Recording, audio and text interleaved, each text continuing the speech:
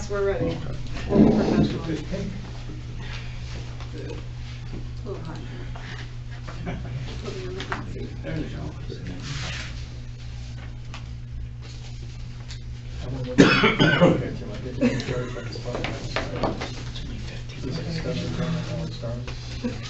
Commissioner, you're on. Okay. Good afternoon, everyone, and welcome to the October board meeting of the Albany Court District Commission. My name is Georgette Steffens, and I am the chair. And so we'll go around the room and introduce ourselves. Joe Coffey, Commissioner. Dominic Tagliano, Commissioner. Richard Hendricks, CEO. Megan Daly, Economic Development and Procurement. Jim Teller, Port Security. Dave Williams, Port Security. Tony Vassell, Maritime Business Development Manager. Christine Studo, CFO. Lynn Zaranda, CFO for Hire. Patrick Jordan, General All Counsel. right, thank you. But I guess before we go into the business portion of the meeting, Rich, I know you were recently elected to a place of high office. Would you mind sharing that with everyone? Talk a little bit about it. I was recently elected the Vice Chairman of the United States Delegation, representing every port in the United States for the Association of Port Authorities at the conference that was held last week in Norfolk. So I served directly under the Chairman of the AAPA, Gary Nelson, who was a Port Director from Grace Harbor, Washington. And if timing and things work out, I'm in line to become chairman of the AAPA. That's really exciting. Congratulations. It's well deserved. We are very excited. I know you make lots of good connections while you're there, that you represent us, and people don't forget about us inland ports, the smaller inland ports. So thank you very much, and well deserved. So thank you, Rich. So with that, we'll go into approval of the minutes. Everyone has received a copy, or should have received a copy of the September 23rd meeting minutes. Does anyone have any changes or edits? Now I move that we approve the minutes of the September 23rd meeting. All in favor? Aye. Great, thank you. Joe, if you wouldn't mind giving us an update on the Finance Committee? Brief update on the Finance Committee. We had met last month. We had a couple of requests we made to our finance folks about notations on the proposed budget. They were made. We discussed that this afternoon. We also looked at the most recent month-to-date financials, no material changes. And I think as a result of the discussion with the Finance Committee, we are recommending to the full board that we approve the proposed budget for 2020. So in everyone's packet, we have Resolution 15-2019, which, whereas the Board of Commissioners has reviewed the proposed 2020 budget, and we approved the 2020. So I was going to say an extra 20 in there. I was going to go 2020. The 2020 budget as presented by our CFO. I move that we adopt Resolution 15-2019. Second. All in favor? Aye. Great, thank you so much. So I know it's been a busy month with some of the activity, the economic development activity here in the port, so I'll turn it over to Rich to provide an update. Excuse me, thank you. The port, the first week of October, for the first time that anyone can remember, we took a booth at the annual Break Bulk Conference. It was attended by several thousand people. We had 4 representatives of the port that manned the booth during the conference. We made some great contacts throughout the industry. We learned from a couple of the contacts of project cargo that will be coming through the port. One in the fourth quarter of this year, it I believe shipped last week, and there'll be another one followed that up in the first quarter of next year. That was new information that we gained from speaking with people at the conference. The fact that we took a booth out rather than just walking the floor, I heard a lot of feedback from different people that knew of the port, and they gave us a lot of credit for the way the booth looked. Megan and Cheryl and Tony had worked on some pull-up boards that we had displaying our new land, our row ramp, and the actual just maps of the port and information. It went very well, and we're looking at continuing that next year. It'll be in Houston again for the Breakball Conference. The week after that, I attended the AAPA meeting, the annual meeting in Norfolk. Again, the port is highlighted, as I said, with the position I was elected to. The people that elected me to that are port directors of Houston, LA, Long Beach, Seattle. So we are making a mark on the industry here in upstate New York, and we hope to continue that. It's great to be able to reach out to a port director like the size of the Port of Houston and on a first-name basis. So it making great strides for the Port of Albany into the future. The Patriot tank lines that we spoke of last month, that's still moving along, but at the present time, there's not a lot that has been going on other than what was discussed last month. Our wharf project, they're putting the finishing touches on sweeping the ground as we speak. That will be completed, I believe, by Friday. At the same time, some repair work to the wharf over in Rensselaer that was damaged last year will be completed. The company had to wait for favorable tides to be able to get down and put the lower supports into the timber piles, but we finally got that, and they'll be finishing that up this week also.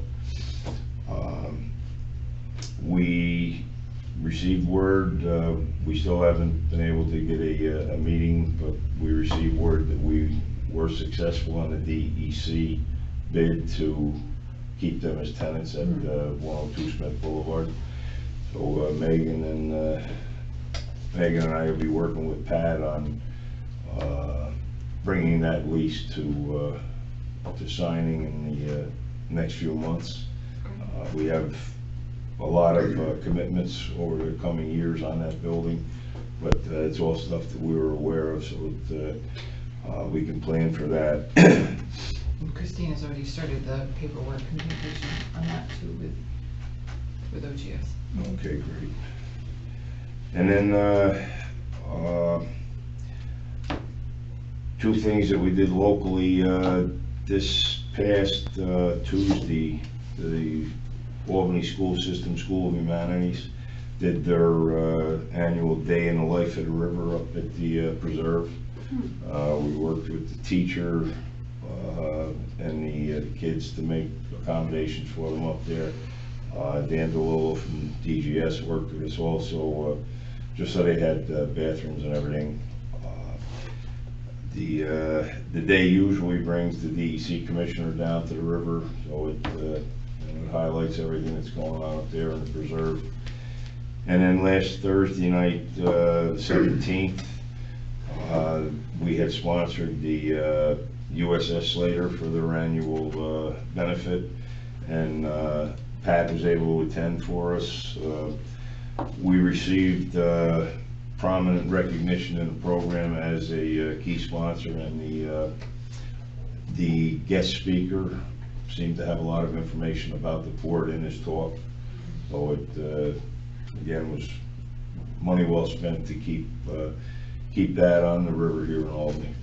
Here's also a leadership Tech Valley too, right? Yeah, I hosted the economic development kickoff. Yeah, on the 11th of October, we hosted about 45 of the participants in the Leadership Tech Valley. They did a morning session at the DEC conference room, followed by a tour of the port on a CDTA bus. I just today received a thank you card from the person at the chamber, Brandy Landy. Brady Landy, who was very appreciative of all the efforts that the maintenance staff, security, and everybody took to make that a success that day. And it was like That's you such a great, participated before, it Yeah. included CEG, CDTC, CDTA. talking about transportation. Yes, yeah. Transportation and growth. It is such a great way to get in front of like the emerging leaders of the region, you know. So that's great. Just a comment, Rich, I think it's great, you know, with the position that you have with the port authorities, from just an ability to be able to represent not only Albany, but kind of the ports that we, you know, our kind of ports, that's good. The other thing is just having been in that position when I worked in the private sector and then going to the conferences, it's one thing going, but it's another thing when you have an anchor in the conference with a booth and you can actually represent and have a presence there. I think it actually makes a much more forceful presence. But the one question I was going to ask you as you attend these different conferences, what kind of a discussion have the other ports talked about from a 30,000 foot level of the challenges that are facing their operations? Are they seeing anything, you know, kind of orbiting around that is different business circumstances this year than they might have seen last year? Yeah, one of the things that seemed to be a common thread was that it's getting to the point where ports are now stealing from each other lines of business because there's a slowdown.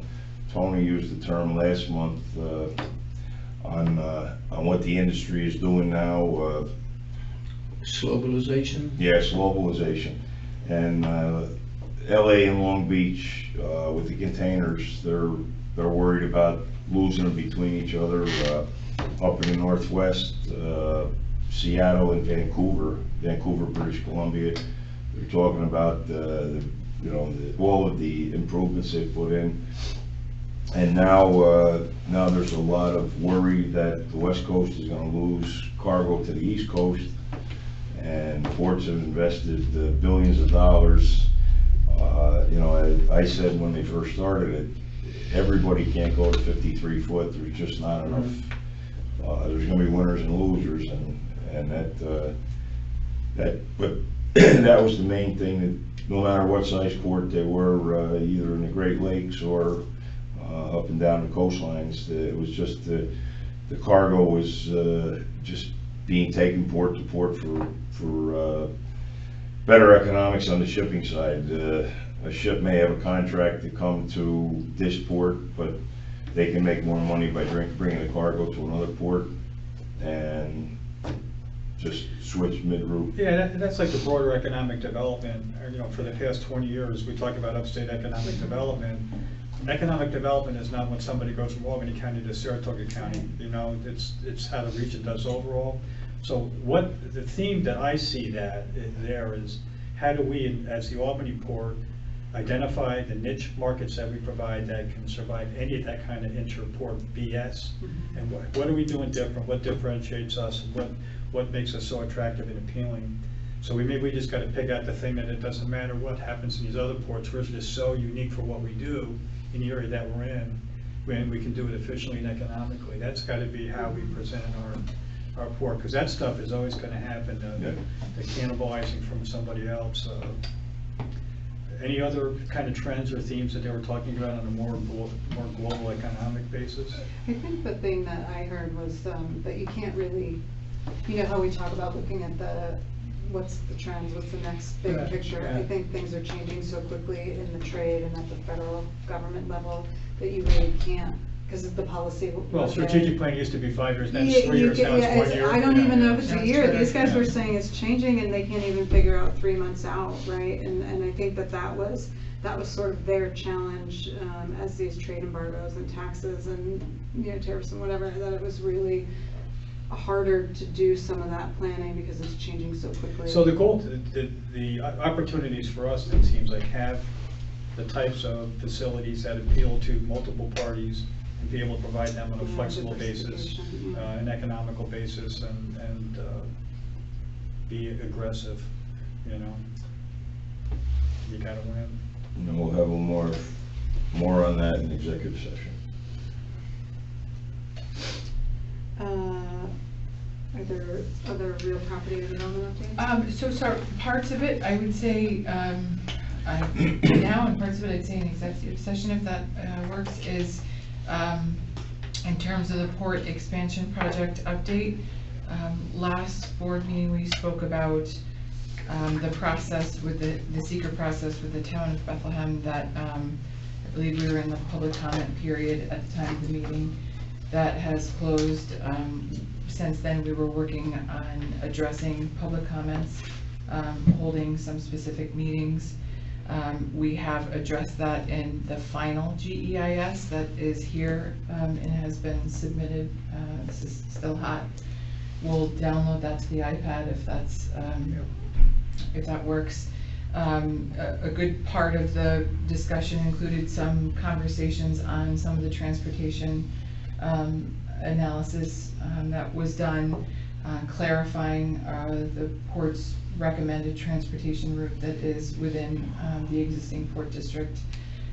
There was conversations related to the environmental justice process, which is identified in the submission, is highly clarified in the final submission, and you know, that's a typical expected process of this. It's the authority on that is DEC, so we're in good communication with DEC on the process and adhering to that. So our goal is we did a brief to the planning board in Bethlehem, and then our goal is to go back to a meeting in November, and hopefully before Thanksgiving we can get a conclusion on that. And that apparently reconciled the issues that were raised by the Attorney General that were in the paper. So we had a interesting meeting with Attorney General and DEC, and clarified things that were submitted, and I think meeting face-to-face was really critical for the discussion. Always is. Yeah, always is, yeah. And we, you know, in this we show all the work and all the communication that's been happening with it. So it was helpful. I think your response that you put in the paper was eloquent. Oh, I appreciate that. I appreciate that. I was I always surprised, but I was surprised. I think the only other thing I would mention in the public session is we've talked about another funding source that we're anticipating applying for, and that's now open. That NYSERDA has opened and they're doing it in a unique approach. They've opened that port infrastructure related offshore wind funding that's around $200 million. They have opened it as a two-phase. It's an RFQ, so we're tasked with responding and almost making a pitch. That's due. A pitch for our site? Yes. Project? Yeah, so that's due November 15th. Sorry, so we've been shortlisted. So this pitch for our site, what does that do? So I think I would clarify, so as part of a lot of the work that NYSERDA has done related to the offshore wind industry was looking at suitable sites for offshore wind supply chain activity. And our 80 acres was included in that short list as suitable sites for it. It didn't mean they would do work on it, or that they would tell businesses do work on it, but that they could say to businesses in these supply chain Here's some events events to consider. and here's all the feasibility work related to it, and here's all the specs related to it. So that definitely puts us in a better position. They're very familiar with what our site can do. They're very familiar with potential costs because they looked at it. We'll have refined costs to show them, refined schedule to show them, and we'll have some more specifics on potential business interest. We'll talk a little bit And more so, about that. if the RFQ, have they identified, would they potentially select all four? Would they select two? Have they said what that process means? They did not say that as much as how it relates to port infrastructure. That if you're selected, if there's some funding that would come along with that. Correct, and it's our task to pitch what it would be used for and how. Within the site. And how you want it. That's how we are reading it. How do you want it? Of, you know, the discussion before related to the different potential funding sources and how they work. So quite frankly, one of the pitches that we make is a typical infrastructure type, where it's a shorter turnaround on drawdowns.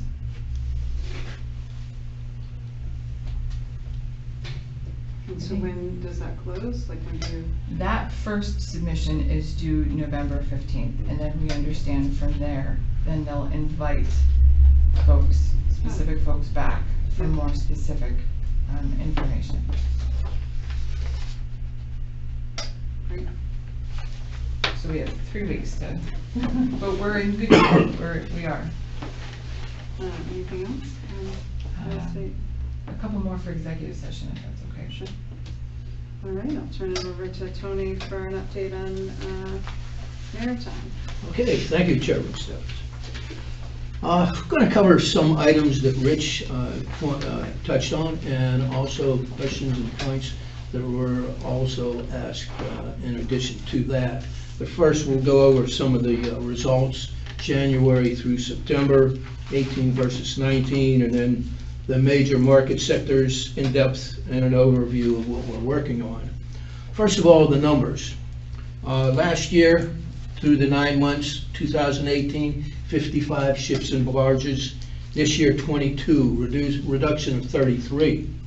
Tonnage was 240,000 last year, 150 this year, reduction of 90,000 or 37%. Now, looking at our major market sectors, our major one, heavy lift and project cargo, last year 40 ships and barges, this year 10, reduction of 30. And what is that attributed to? It's been mentioned a number of times, and last year we had the 2 major power generation projects, the Cricket Valley down in Poughkeepsie and the Johnstown, PA Fairview project. We had no such projects like that this year. And our major customer is having a difficult time this year also. Now, for 2020, we're looking at 2 major projects, one in Pennsylvania and one in Ohio. Next week, I plan on being with the people down in New Jersey about the Pennsylvania facility. Now, a few months ago, met with a logistics company down in Philadelphia, and they have a vessel with a few transformers and 30 trucks on the ocean right now, which are due about the middle of December. Now, met with them prior to, down in Philly, and then we met again down there at the Break Bulk Conference, and he indicated that we would be seeing another project similar to this one that would have some transformers and about 30 truckloads. Hopefully I'll be meeting with him next week in Philadelphia to make sure we close on that or can maintain that. The 3 major power generation companies continue to have difficulties, overall market situation, including our major customer. 2020 is going to be difficult from that standpoint. In the EPCs, engineering and procurement and construction companies, one of the largest has sold off around $1 billion worth of assets to pay down debt. So there's a lot of turmoil going on in the heavy lift project market sector. And another major one is our scrap steel. Last year, 7 ships and vessels through 9 months. This year, 3. 155,000 tons versus 85,000, down around 70. And what's that attributed to? A number of factors that are transpiring right now. The situation overall in Turkey, because a good amount of our product goes out of here to Turkey, is then converted into hoods, trunks, and doors for automobiles. Now, building off of that, General Motors, they were on strike for a while. They just signed again. So that's having an impact right now, but it could have a positive one on the market that being needed. Another thing is that China, when the tariffs were first put into place, They did one thing, a number of things. They said, we will not accept scrap steel or any type of waste paper. Waste paper is the biggest export product that the United States has. We should be very proud of that. And that's in containers. So what they said is, we will not accept that type of cargo. So August was the first month that China did not receive any scrap imports. Now, that has an impact on the overall market. That tonnage isn't being used, so it's out there, and that's one of the reasons that the prices are being depressed in the scrap market, and the scrap dealers really don't want to sell anything that it's not going to be remunerative. They're going to hold on to it until hopefully things turn around. A bright spot, wood pulp. And last year we had 6 ships and barges, and this year 8. But the plus is tonnage, around 29,000 last year and 50,000 this year. They're putting more product on each ship. Last year around 4,900, this year around 6,300. Now, marketing philosophy is ROAR, spelled R-O-R-E, not O-R-O-A-R. I was questioned on that one time, you spelled it wrong. R, retain existing business. O, obtain new business. R, regain any business that we've lost. And E, for expand any business that we have. So touching on a comment that Rich had mentioned about what's going on at the present time, retaining business. We want to retain the wood pulp business that we have. And when I made the Philadelphia and Baltimore trip, came back, sat down with Bill Ring and his staff, and we developed this philosophy or strategy to hold on to the wood pulp business that we just got earlier this year. One of the strategies is to keep working with the railroads to put good rail rates in to keep the competition from entering. And that's what's going on right now. Everybody's looking at somebody else's cargo and trying to pick it. And the O for the obtain, we're working on a company that's based in New Jersey with headquarters in Europe on 18,000 short tons of kraft liner board. Now, the kraft liner board is very different from the wood pulp. The wood pulp is unitized or is in bales. The kraft liner board is in rolls, and that's what's used in your boxes and your wrapping paper. So that would require new handling equipment and everything like that. But hopefully we could get that maybe third quarter next year. We're working on it at the present time. Oh, let me ask a question. When you Yes, talk sir. about, you talk about retain business, we used to call it defend the island, with our stuff. And part of that is that we would look at what we could do to make our pitch more attractive and our pricing more competitive. But we also did a competitor analysis to look at what their strengths and weaknesses were and how they may impact the potential that our client would go somewhere else. Do we do that as part of our Yes, assessment? in this overall situation in the forest products, major port X. 2 down from us, they are a major importer of forest products, 1 million tons a year, 600,000 tons of kraft liner board and 400,000 tons of pulp. And they are strong, there's no doubt about it. And we're looking at the kraft liner board, and we're saying that, look, be a big fish in a little pond, rather than among those million tons. From a pricing standpoint, a lot depends on the vessel. A lot of the ocean carriers, coming up the river, the pilotage charges are heavy, but they're down in that port also. Those charges are heavy. Yes, we do. We analyze their strengths and weaknesses. And obtaining new business, did that answer the question? Yes, thank you. Obtain, we're looking at imported lumber that is presently moving by another port. And it's a big box store, and the destination is Connecticut. Touching more on retaining, which is right now in present business conditions.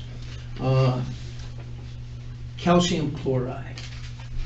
In 2014, that's the first year we got the business, and we handled about 7,800 tons. 2015, 5,500 tons. 2016, nothing. 2017, 11,000. 2018, 11,000. This year, nothing. Why?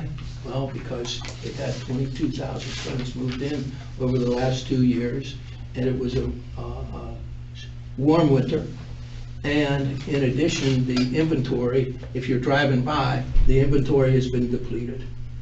So in a meeting the day after the break bulk conference in Houston, which we normally do, met with 3 of their individuals, and we received a comment that they would be moving anywhere between 10 and 12,000 short tons of that product to the port. And one of the comments was, they said that among the 7 distribution centers that they operate throughout the country, our terminal was the best. So the customer service, that falls into that comment of, you know, what do we do? Working with, and really it's FMT and the labor out there. And they said that if everybody was like that, they wouldn't have any problems. Their life would be easy. So that was a very positive statement, plus getting the commitment for the 10 to 12,000 tons. Let's see what else we're working on. We're working with the New Jersey-based International Agricultural Company on trying to help the New York State farmers to export hay. That would be something that would help the farmers, which, you know, And that's new for us, right? been That's working new. on it for a while, yeah. That But would it's, be. we haven't had hay or anything come through. No, there, yeah. hay isn't even exported from New York State. So that's something new, working with this company down in New Jersey. Also, based on the break bulk conference, attending for a few years now, we've been talking to a Pakistani-based company with offices in Houston about exporting scrap to Pakistan and India. So those conversations continue. And then to jump around and just to make a general statement about what's going on is the container carriers. That's mainly, that's your Christmas goods and everything like that. So the Alliance, it's one of the vessel sharing agreements. There are 3 carriers involved in it. They have 5 strings or 5 services that they operate from the Far East into the United States. They have 5 sailings a month. What they've done, November, December, and January, is cut back on one of them. Why? Overall business conditions. Also, due to the tariffs, what happened was everybody tried to move the Christmas goods before the next set of tariff rounds came about. So now Christmas season was pushed earlier, and that rush is basically over. So they've cut out 20% of their capacity so that they don't lose money. So that's taking place, and it was mentioned the overall shift. One other comment is that Los Angeles and Long Beach were 1 or 2 in the container business. New York was number 3. New York just jumped into the number 2 spot. And that's the first time in a long time. And that's a trend due to the Panama Canal, which came in, was opened a couple of years ago. People were moving more to the East Coast. But another major transition occurring is that China has been investing in Africa for a long time. And what they're doing is they're starting to set manufacturing there. And the West Coast ports are shivering in their boots in that the thought, if the production is shifted, it's already shifting from China down to Vietnam and Cambodia. But if this happens, and we're not talking tomorrow or anything like that, if it shifts to Africa, then there will be a major shift. Product will come out of Africa to Savannah. First port of call is New York, no matter what. Then Norfolk, Charleston, Savannah. So that will be a major shift in the overall container business and in manufacturing too. So, 1.2 billion people in China. Are they going to do like the United States and we did in the 1980s when we shifted our production out of the United States overseas? Is that a long-term trend? And what do they do with 1.2 billion people? We only had 250 million, something like that. So that's some major shifts occurring overall. One last thing, longshore hours. Needless to say, with the no major projects this year, we're down around 50%. We had 45,000 longshore hours last year and around 24,000 this year, a reduction of 21,000. It's a tough feeling to see that, but overall business conditions, some reports are reporting great times and everything like that. Baltimore and Charleston. Baltimore is a big manufacturing industrial city. They have roll-on, roll-off business. The John Deere's and the Caterpillar tractors have the auto carriers calling there, and they have container service. Charleston just announced big bonuses for their people because of the results they've had in containers. That was the big push with the Christmas rush. So that's it. Tony, the point that you made related to China, to ultimately Africa, and then the first port being New York, do you feel like that would be any trend, any push here? We're trying to get a container on board service. We've been trying. And I guess my comment is we need more volume here, or in other words, we need to buy more here in Albany. We're working on different things like the hay, the scrap. We're working on 140-foot containers a week of logs to be exported to China, but that's exports. The imports depends on what's being manufactured or produced. Market driven. Thank you, John. You're welcome. Does anyone have any questions about Tony's report?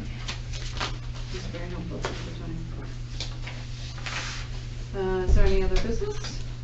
Just, I forgot earlier, I just wanted to make note that recently we lost another one of our longtime longshoremen. Rick Mead passed away earlier this month. Another one of the guys was here just doing his job every day, and real friendly guy, but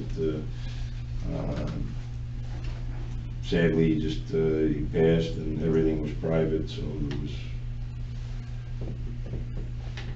One other comment. We had a tour for the Penn Central Historical Society, 76 individuals. And they were a very interesting group, right, Dave? Yes, they were. Dave was along with us. Questions galore, Yeah. questions galore. It's fun when we can show off what we've been doing here. It is exciting that- And how that group loves it. Hmm? They love it. Oh, yeah. That group, yeah. So, with no other business, I'd like to take a motion to enter executive session to specifically talk about some of the contracts and disbursement of property.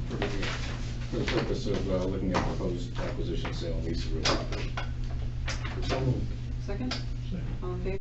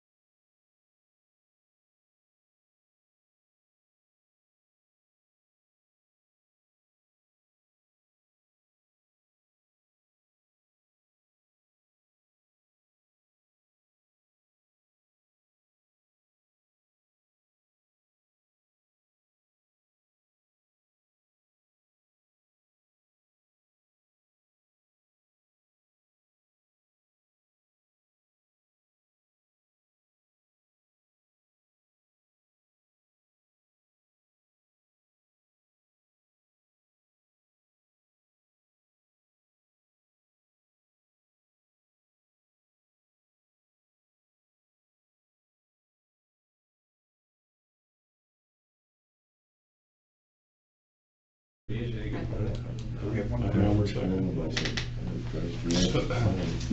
That's all the other, right there. We got a guy, right? Got a guy. Yeah. He said, 11:30, yeah. I think he's actually the owner. yeah, he said, you know, she's not living out of okay, so I just said, okay, I said, just on board was, and then I was referred just because. Okay, so we're back from executive session, no items, no action was taken. And so with that, our next commission meeting is Wednesday, November 20th at 12:30. And I'll take a motion to adjourn. So. Second? Second. All